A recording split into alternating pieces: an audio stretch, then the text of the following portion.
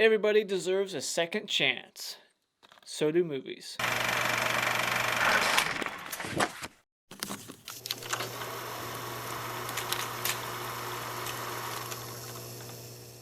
Terminator Salvation. So Terminator Salvation is a movie that I saw opening night, maybe opening weekend, back in 2009, I believe. I was probably 14 years old. I haven't seen it since. I saw it at the drive-in. I despised it for some reason. I think it was because there was no Arnold in it, and I haven't seen it since. And that's crazy because I've seen the other Terminator movies a few times each, or maybe close to a dozen. But this one I've only seen once until this review.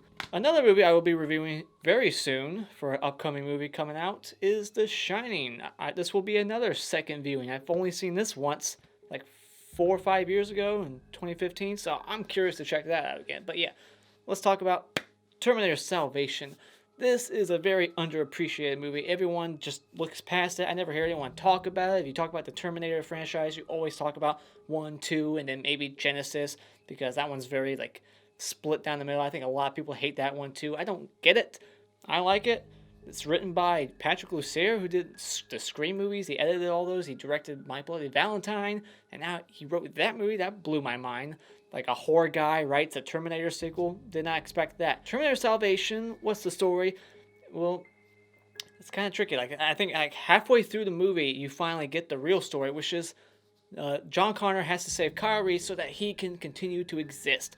But meanwhile, in the first half of the movie, we got this cyborg. It's obvious that he's a cyborg. I think they present a twist, but it's obvious.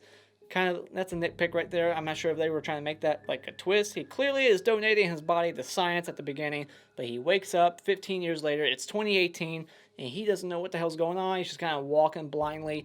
He's like a fish out of the water. He bumps into Kyle Reese coincidentally, and then Kyle Reese gets taken, and now he wants to save him, and so does John Connor. That's the story. We just gotta save Kyle Reese, and then Cyborg doesn't know what's going on, blah, blah, blah. There's not too much story here, and I think that's what a lot of critics had a problem with this film, is that there wasn't much story. There's not that much anything else going on, no drama. And I will say, yeah, my nitpicks, my cons for this movie is John Connor, he's very one-dimensional. He's played by Christian Bale, who was an asshole on set. There was a popular tape that came out at the time that was leaked of him going off in the director of photography, get the fuck off set, and then he's just an asshole, and I believe it. He seems like an asshole. He reminded me of Batman sometimes. He would say stuff in that gruffy deep voice. I'm he sounds like Batman, so I couldn't stop thinking of The Dark Knight when he said things in that voice. But yeah, he's just one-dimensional. He says things in that same voice. We don't get to see other sides of John Connor's character no more, because it starts in the middle of the shitstorm, and he's just a badass soldier, and that's all he is from beginning to end. He has this wife, Catherine Brewster, that we were introduced to in the third one. We never see any moments between them, really. They don't really do anything with their duo, their dynamic. It's we just know that they're together because we saw part 3, but we don't really see anything between them in this film, and he's just the same emotion throughout the whole film. There's not much to his character, and Catherine Brewster is pregnant in this movie, and they never bring it up. It's never set up it's why is she pregnant? And then I did some researching. This was supposed to be the first of a trilogy. They were going to make 2 more that were sequels to this, and maybe John Connor would have had a child that would have replaced him. Who knows? But we never got that because the rights issues and lawsuits, blah, blah, blah. Still going on today. I think this year, James Cameron finally got the rights to the Terminator franchise again, and that's why we got Dark Fate, and we might get more after this. I'm hearing mixed things about Dark Fate already. I think early screenings were just done, and they're already 50-50. Ugh, just make this the last one. I hope it's good. I don't want it to be bad. But yeah, nitpick for this movie is the Skynet, everything that the command's using, all these computers and whatnot. It's how are they not being tracked down by Skynet? They have fighter jets in the air that rely on computers and technology. How are they not just Skynet connecting to it the cloud and just shutting their shit down? How are they using that shit? So that's another nitpick. And this movie's missing a main villain that you can actually see, because Skynet is essentially the main villain in this movie, just like in the other ones. But there was also that main villain that you got to see, the T-800, the TX, the T-1000. In this one, there's no one that's the main bad guy robot until the very third act, when the CGI Arnold comes in.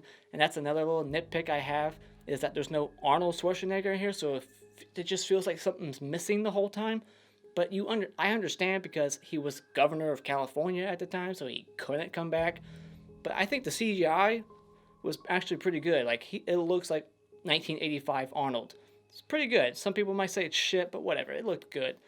Quit being a bitch. Why don't they kill Kyle? It just seems convenient. There's like little conveniences here.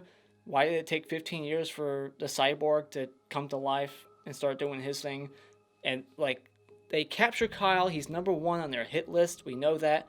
But they just still take their time transporting him to this little concentration camp area. And I like that because that was established in part 1 by Kyle Reese. Like, they have these camps and they tattoo you with barcodes and whatnot.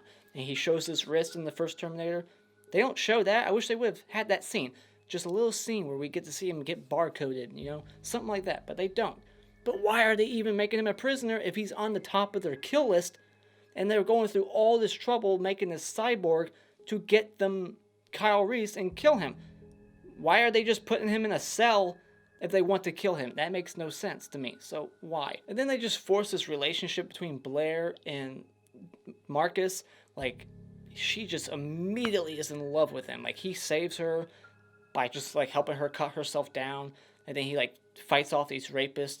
And then like the next, like, but before that, just the one interaction they had, the next scene, she's like taking off her top, changing clothes, and she's like turning towards him, showing her breasts. Like, really? Like, I don't know, that just felt forced. It felt so quick. It didn't feel natural. Like, I guess in the future, there's really no other options. Like, everyone's disgusting. This is the first decent looking guy she's met in the post-apocalyptic world. Another little convenience is the fact that John Connor gets everybody to stand down. He takes over the CB radio, tells everyone to stand down, and everybody listens. But if one person decided to strike, his whole plan could have been fucked up. So that's just another little convenience. Another little nitpick I want to throw in here is that there's only one T-800 guard inside of Skynet. And Skynet, like, they only have one little T-800. I guess T-800s are very, very powerful, so maybe you only need one. But I was like, there should be more robots walking inside of this freaking facility taking out John Connor. Because John Connor and Kyle Reese are there. Skynet knows they're there. Why aren't they sending more shit there to, like, kill them? Just one? Nah. And Terry Crews is in here. He plays a dead body. A dead body. That's all Terry Crews does. And I was like, holy shit, that's Terry Crews. She's sitting there dead, like, really? I guess this is after he done, like, White Chicks. Like, he was a star at this point, right? He did Expendables. Like, now he's just a dead body. I thought that was really weird. And I guess this is another nitpick. This is the first PG-13 Terminator movie, but I have the director's cut, which makes it R, and I get to see that girl, like, take her top off, and you see some partial nudity. So, yeah, I got the director's cut, so watch that version. Now for the pros. I guess to touch base on what I was just saying, boobs. You get boobs in this one. If you watch the director's cut, you get to see some boobs. Gorgeous. Gorgeous woman. I like Blair. I like Sam Worthington, a.k.a. Alex Mason from Call of Duty Black Ops, one of my favorite Call of Duty games of all time. So I love him. Every time I hear his voice, I just think of Alex Mason. And Kyle Reese, he sounds like Marty McFly. Whenever he was talking, speaking of Marty McFly, Back to the Future, he sounds like Marty McFly. But that actor's dead now. He died in 2016, and he was only like 27 years old. He was in Fright Night, the remake, but I think his character's funny in this movie. He has like the best lines. He has that line where he's like, if you're going to point that gun at someone, you better pull the trigger, and Sam Worthington just like looks down like, dude, you trying to get me fucking killed? I just love that scene. And there's tons of action. I think this one it focuses more on action versus like drama or anything like that. Like, that's why critics didn't like this movie. It's just like action the whole time. And this movie just starts. It starts right in the middle of shit. And like Christian Bale's like going down a hole. There's robots everywhere. The CGI and the effects in this movie, the effects on Sam Worthington's like cyborg face, like, I thought that shit was awesome. There's lots of great moments in this movie. The score by Danny Elfman really does a great job capturing that Terminator sound. There's all these different like additions that we didn't see before. The Moto, what do they call them? Like the Moto Terminators. I forget what they call them. Just the Moto Terminators. I think that's what they call them. And then there's what I call the Piranha-nators, the long fish Terminators in the It kind of reminded me of the piranha, that one shot like above, you see all the piranhas coming at Christian Bale. And I just think Mick G does a fantastic job shooting this movie. He really knows where to put the camera. I think there's a lot of great visuals in this movie. This is probably the most beautiful Terminator movie I've seen so far. And I think it was a conscious decision to really make this movie colorless. Like, there's lots of just gray, and it's dark, it's gritty the way it's lit. And that makes sense for this post-nuclear world. And I like all the little callbacks and the continuity with the first three. We see how John Connor gets his scars that we see in those flash forwards in the first three when he has like the scars. We see how he gets that. We got Catherine Brewster back, even though she doesn't do much in this movie. She just kind of is only in here to save John Connor at the end with the heart surgery thing. And I like that scene. That's like the only emotional scene, is like when the cyborg has to basically sacrifice himself, and that line earlier in the movie comes back into play later, like everybody deserves a second chance. And I like the other callbacks, like I'll be back. What should I tell them when they find out you're gone? He's like, I'll be back. And then Kyle Reese says, come with me if you want to live, again, like he said in the first one. And last but not least, the production design. I think the way they made the future look, they shot this movie in New Mexico, so it's just all desert, and all the debris, the cars, the gas station scene. That scene's amazing. All the action in there, the robot giant thing. It kind of reminded me of War of the Worlds, when they like pick up people and they throw them in like the little, I don't know what it's called, but they pick up people to be prisoners, just like War of the Worlds. But yeah, the production design, when he's walking down LA and you see that T-600, lots of great stuff in this movie. I think it's very underappreciated. It's a great sequel. It's very dark. It's gritty. It's got a lot of action, just as much as the other ones, maybe more, who knows. But there's just not that much story to it. There's not a lot of emotion. It's just action, action, action. So when it comes to Terminator Salvation, this is a underappreciated sequel that's definitely worth watching. And if you're a Terminator fan, it's definitely worth adding to your collection, so go out and buy it.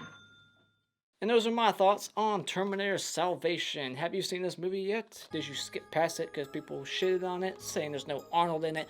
Give it a shot. It's definitely worth a watch. Let me know what you thought about it in the comments below. Thank you so much for joining me tonight. Hit this like button to show your support, and you can become a subscriber today just by clicking on my cartoon face in about 5 seconds. And until next time, auf Wiedersehen.